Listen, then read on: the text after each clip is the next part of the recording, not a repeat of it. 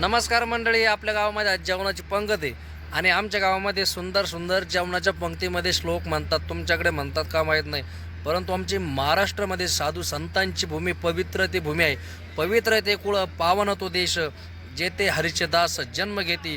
आणि या महाराष्ट्राच्या पावनभूमीमध्ये संतांचे वाङ्मय, संतांच्या विचारांचा महाराष्ट्र असल्यामुळं आमच्याकडे साधू संतांचे शास्त्रातील व पोथीतील पुराणातील जेवणाच्या वेळेस श्लोक म्हणायची आमच्याकडे प्रथा आहे.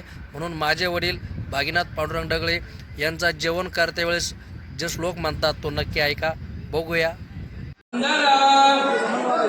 वाणीच्या कुमारा प्रभू विरा झाला सुवर्ण पुरा, बोला पुंडलिका वरदेव हरिविठ्ठल श्री ज्ञानदेव तुकाराम.